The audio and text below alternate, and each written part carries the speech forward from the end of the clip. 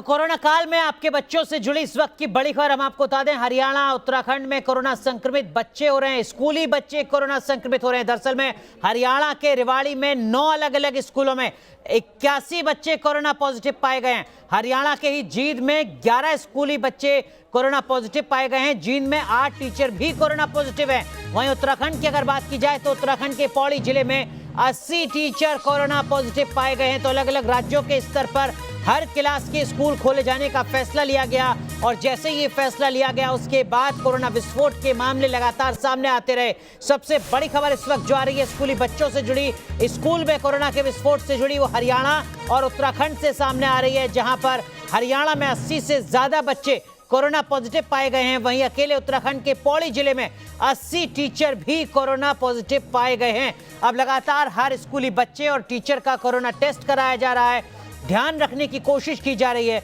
लेकिन लगातार कोरोना का दायरा बढ़ता हुआ नजर आ रहा है। हम आपको बता दें, ग्राफिक्स के जरिए भी हम आपको जरा बताते हैं कि कहां पर क्या कुछ हुआ है। दरअसल में देखिए जरा, सबसे पहले बात करते हैं हरियाणा के रेवाड़ी की, जहां पर रेवाड़ी में 9 अलग अलग स्कूलों में 81 बच्चे कोरोना पॉजिटिव पाए गए हैं।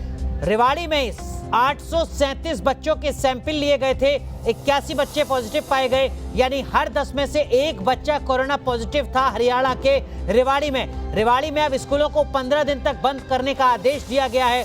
हरियाणा के रेवाड़ी की तस्वीर हम आपको बता रहे थे।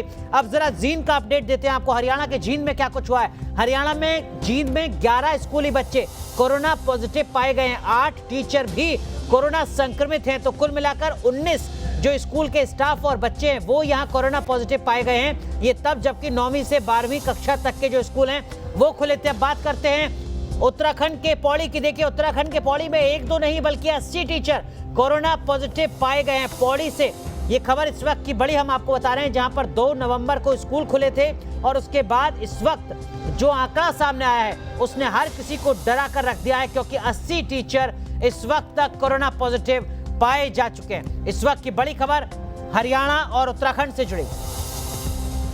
तो इस वक्त की बड़ी खबर हम आपको बता रहे हैं, कोरोना का विस्फोट किस तरीके से स्कूलों में अपना कहर बरपा रहा है। बड़ी खबर हरियाणा के रेवाड़ी से, जहां पर स्कूल में कोरोना से प्रशासन में हड़कंप मच गया है। रेवाड़ी के कलेक्टर ने कहा है कि जरूरी कार्रवाई अब की जा रही है। आपको बता दें कि रेवाड़ी के 9 स्कूलों में 81 बच्चे कोरोना पॉजिटिव पाए गए हैं। जैसा कि अभी हमने आपको बताया था कि स्कूल को अब 15 दिन तक के लिए बंद कर दिया गया है। उसी खबर के बाद अब जिला प्रशासन की तरफ से फैसला लिया जा रहा है। जिस एक पर्टिकुलर स्कूल में अभी बच्चे मिले हैं उन सब बच्चों को आइसोलेट कर दिया गया और हमारा हेल्थ डिपार्टमेंट उनका ध्यान रखे हुए स्कूल को भी बंद कर दिया है सैनिटाइज करने के लिए। और इसी कड़ी में जो भी स्कूल इस वक्त फंक्शनल हैं उन स्कूलों के बच्चों के भी टेस्टिंग की जा रही है। एक और भी स्कूलों में कुछ बच्चे मिले हैं, कुल मिलाकर के बताया जा रहा है कल करीब 70 से 80 बच्चे जो मिले।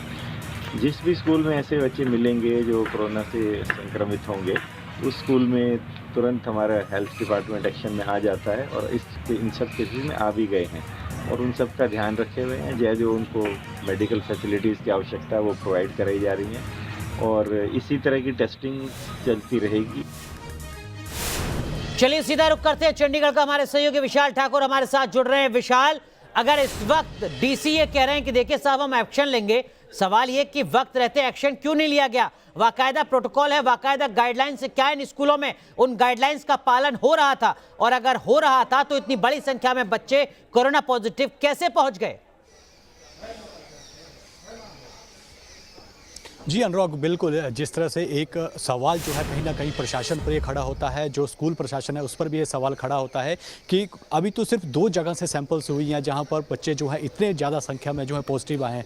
अगर दूसरे पूरे हरियाणा की बात करें तो अगर पूरी हरियाणा में अगर टेस्ट लिए जाते हैं तो कहीं 80 से ज़्यादा बच्चे जो हैं वो पॉजिटिव भी आ सकते हैं। तो कहीं ना कहीं आंकड़ा बढ़ सकता है। और जिस तरह से जब हमने जो स्कूल्स के टीचर हैं उनसे बात की थी, उनका साफ तौर पर कहना है कि जो SOP जो गाइडलाइंस तय की गई है हम तो उनको फॉलो कर रहे हैं, लेकिन जब बच्चे स्कूल से बाहर चले जाते हैं तो उनके पेरेंट्स उनका ध्यान रखें, वो कहां पर जाते हैं। बिल्कुल, तो बड़ी बात यहां पर विशाल हमारे बता रहे हैं कि अभी तो जो सैंपल का साइज है वो पूरे राज्य में जितना होना चाहिए स्कूलों में उतना नहीं है और उसके बाद भी ये डराने वाले आंकड़े सामने आए। बहुत बहुत शुक्रिया विशाल ठाकुर आपका जुड़ने के लिए। लेकिन ऐसा नहीं है कि हालात बुरे सिर्फ हरियाणा में, उत्तराखंड की बात करते हैं, क्योंकि कोरोना काल में स्कूलों में कोरोना को लेकर हड़कंप देहरादून में भी मचा हुआ है। देहरादून में स्कूलों में खास सुरक्षा के इंतजाम किए गए हैं। गाइडलाइंस का सख्ती से पालन भी किया जा रहा है, मद्देनजर यही रखते हुए कि कोरोना के चलते हालात ज्यादा ना बिगड़े। दो तस्वीरें हम आपको दिखा रहे हैं, ये देहरादून के स्कूलों की आप तस्वीरें देख रहे हैं, जहां पर लगातार सोशल डिस्टेंसिंग का भी ध्यान रखने की कोशिश की जा रही है।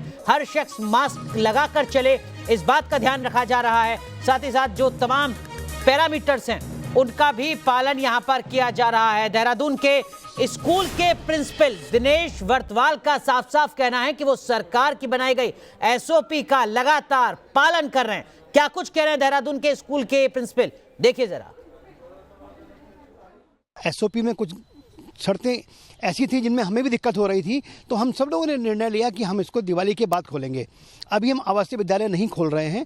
आज से हमने अपने जो डे स्कॉलर हैं उनके लिए स्कूल खोल दिया है। जहाँ तक बात देखिए सामाजिक दूरी की थी, उसके लिए हमने क्या किया कि जो हमारी क्लासेस थी वो 9 to 12:50 थी, लेकिन हमने 12th के बच्चों के लिए ये 8:40 रखा, ताकि हमें 20 मिनट मिल जाएं उनकी स्क्रीनिंग करने के लिए। उसके बाद हमने रखा 8:50 क्लास 10th के लिए, ताकि उनकी स्क्रीनिंग हमें टाइम मिल जाए। तो आपको बता दें कि उत्तराखंड के शिक्षा मंत्री अरविंद पांडे ने कहा है कि बच्चों की सेहत से बढ़कर उनके लिए कुछ भी नहीं है। स्कूल खोले जाएं या बंद किए जाएं, वो इस बात की चर्चा अपनी कैबिनेट में करेंगे और उसके बाद आगे की रणनीति पर फैसला लिया जाएगा।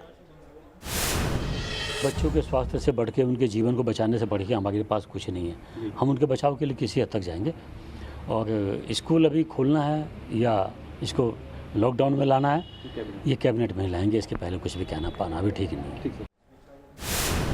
तो देखिए, स्कूल खुलेंगे या नहीं ये तो अभी कैबिनेट में तय होगा, जैसा कि उत्तराखंड के मंत्री बता रहे हैं। लेकिन उत्तराखंड के एक ही जिले में 80 टीचर कोरोना पॉजिटिव पाए जा चुके हैं, लिहाजा बड़ा सवाल उत्तराखंड की सरकार के सामने। लेकिन इन सब के बीच देहरादून के क्लासरूम में कोविड गाइडलाइंस का किस तरीके से पालन हो रहा है, देखिए न्यूज नेशन संवाददाता सुरेंद्र दसीला की एक खास रिपोर्ट। करीब 6.5 महीने बाद 2 नवंबर से प्रदेश के सरकारी स्कूल खुले हैं। 10वीं और 12वीं की कक्षाएं वहां शुरू हो रही हैं, लेकिन जो निजी स्कूल थे, जो प्राइवेट स्कूल थे, वो नहीं खुले थे। दीपावली के बाद बच्चों के स्कूल खोले गए हैं। मैं इस वक्त एक निजी स्कूल में मौजूद हूं और आप देखिए, जो बच्चे करीब 6.5-7 महीनों से घर पे पढ़ाई कर रहे थे, अब वो अपने क्लासरूम में पहुंचे हैं और अपने दोस्तों के साथ अब वो क्लास में अपने लेक्चर अटेंड कर पा रहे हैं। हालांकि ये इतना आसान भी नहीं है, क्योंकि स्कूल को बहुत मेहनत करनी पड़ती है और अभिभावकों को भी अंडरटेकिंग देनी पड़ रही है कि वो अपने जो बच्चों को भेज रहे हैं और वो पूरी तरीके से हेल्दी हैं, किसी तरीके के संक्रमित होने की गुंजाइश उनकी नहीं रही है, या वो कहीं भी किसी कार्यक्रम में सम्मिलित नहीं हुए। कुछ लोग मेरे साथ हैं। आप बताइए, आपका नाम क्या है और करीब 7 महीने बाद आप स्कूल आए हैं, कैसी फीलिंग है? जो स्टूडेंट, जो साथ के आपके फ्रेंड्स मिले होंगे, किस तरीके की बातें हुई? मेरा नाम पीयूष चौहान है, मैं क्लास 12th में हूँ। और जैसे कि ऑफलाइन क्लासेस एक बेटर हमारे लिए वो है, तो हमें ज़्यादा अच्छे समझ आ रहा है कि ऑफलाइन क्लासेस में। ऑनलाइन क्लासेस में मतलब कैसा भी पढ़ाएं नहीं होता था उतना, पर ऑफलाइन क्लासेस बेटर वो है, प्रेफरेंस हमारा। परिवार वाले अगर परेशान होंगे, आप लोग जब आए हैं तो चिंता भी होगी थोड़ा? परिवार वाले तो स्कूल इसीलिए भेज रहे हैं क्योंकि स्कूल वाले भी ठीक मेजर्स ले रहे हैं, तो उसी कंसर्न पे पेरेंट्स ने भी भेजा है स्कूल। करीब 7 महीने बाद स्कूल आए होंगे, अपने जो फ्रेंड सर्किल में लोग मिले हैं, किस तरह की बातें हुई? कोविड को लेकर डर कितना है? कोविड को लेके डर तो है, लेकिन एक तरह से एक्साइटमेंट भी है, क्योंकि हम ऑलमोस्ट 7 महीने बाद एक दूसरे से मिल रहे हैं, तो बहुत सारी बातें हैं। और कोविड के अगर प्रिकॉशंस लेंगे तो सेफ ही रहेंगे, सबको अपनी सेफ्टी खुद ही रखनी है। करीब 7 महीने के बाद स्कूल संचालित हुए हैं। निजी स्कूलों में अब बच्चे आने लगे। हालांकि जो स्ट्रेंथ है क्लास की, उस हिसाब से बच्चे नहीं हैं, लेकिन टीचर्स का ये कहना है कि अब ये संख्या धीरे धीरे बढ़ेगी और बच्चे भी चाहते हैं कि अब उनके ऑनलाइन के बजाय फिजिकल तौर पर अपनी क्लास में पहुंचे और जो उनका सिलेबस है उसको पूरा कर पाएं। वीडियो जर्नलिस्ट सोनी कुमार के साथ सुरेंद्र डसीला, न्यूज नेशन, देहरादून। तो आपको बता दें कि देश के कई राज्य हैं जहां पर कक्षा 9 से 12वीं तक के स्कूल खुल चुके हैं। उनके बारे में आपको बता देते हैं। दरअसल में वो कौन से राज्य हैं जहां पर इस तरीके का फैसला लिया गया है कि क्लास 9 से लेकर क्लास 12 तक की जो पढ़ाई है वो अब स्कूलों में की जाएगी। हरियाणा, जिसका भी हम जिक्र कर रहे थे, हरियाणा के साथ साथ उत्तर प्रदेश भी उन राज्यों की कतार में शामिल है। पंजाब, मध्य प्रदेश, उत्तराखंड, जिसका जिक्र अभी हम कर रहे थे, हम आपको रिपोर्ट दिखा रहे थे। बिहार में भी अब 9 से 12वीं तक के स्कूल खुल रहे हैं। जम्मू कश्मीर में भी ऐसे ही हालात हैं। तमिलनाडु में भी इस तरीके की गाइडलाइंस का पालन किया जा रहा है और नॉर्थ ईस्ट के अरुणाचल प्रदेश में भी कक्षा 9 से लेकर 12वीं तक के स्कूल खोल दिए गए। तो आपको बता दें कि कोरोना में स्कूलों के लिए गाइडलाइंस बनाई गई है। हर क्लास के बच्चों के आने जाने का अलग अलग समय तय किया गया है। साथ ही साथ बच्चों को मास्क पहनना भी बेहद जरूरी है। इस गाइडलाइंस के मुताबिक यह भी तय किया गया है कि स्कूल में अब कोई बड़ा समारोह या इवेंट नहीं किया जाएगा। पहले अभिभावकों की लिखित अनुमति भी लेनी होगी, उसके बाद ही बच्चों को स्कूल लाया जा सकेगा। ऑनलाइन पढ़ाई का सिस्टम जारी रखना होगा, उसको अभी खत्म नहीं किया जाएगा। स्कूल में एक कॉल पर डॉक्टर नर्स उपलब्ध रहेंगे। ये स्कूल के प्रबंधन को तय करना है, सुनिश्चित करना है। शिक्षकों और स्टाफ के स्वास्थ्य की भी रूटीन जांच की जाएगी, उसके बाद ही स्कूल खुलेगा। वैसे सिर्फ हरियाणा और उत्तराखंड ही नहीं, जिसकी रिपोर्ट अभी हम आपको दिखा रहे थे, बल्कि आंध्र प्रदेश में भी स्कूलों में कोरोना संक्रमण लगातार फैल रहा है। आंध्र प्रदेश में 2 नवंबर से पूरे राज्य में स्कूल खुल चुके हैं, लेकिन सरकार का यह फैसला स्टूडेंट्स और टीचर्स दोनों के लिए मुसीबत का सबब बन गया है। अब तक 600 से ज्यादा बच्चे कोरोना का शिकार हो चुके हैं। 800 से ज्यादा टीचर्स कोरोना पॉजिटिव हो चुके हैं। ये सभी शिक्षक और बच्चे सरकारी स्कूलों से हैं।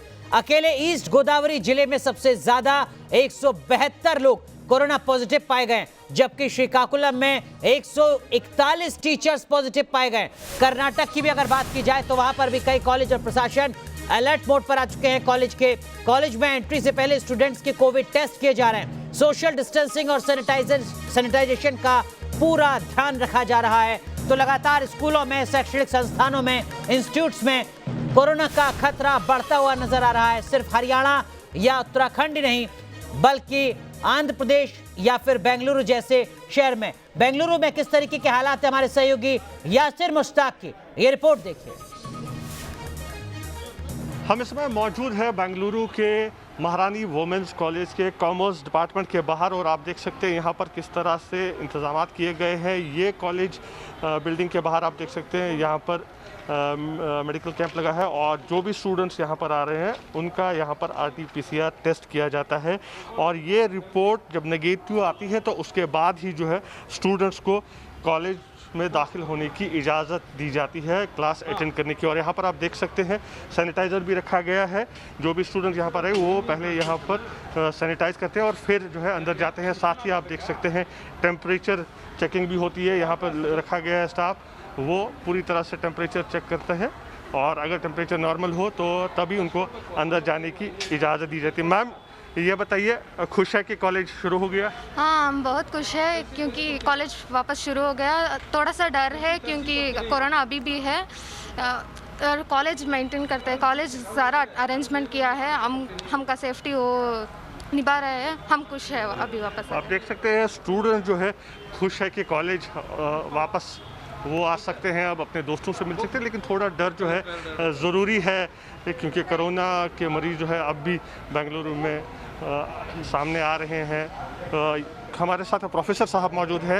सर ये बताइए क्या अरेंजमेंट्स की गई है यहाँ पे? You see, as per Government of India and Government of Karnataka instructions, we have made arrangement for both sanitization, masking, and even the students who have not undergone a rapid test and regular test. किसी भी student को बिना RT-PCR test के report के class attend करने की इजाज़त नहीं है और साथ ही मास्क ज़रूरी है। वीडियो जर्नलिस्ट मोनीश के साथ यासिर मुश्ताक, न्यूज़ नेशन, बेंगलुरु।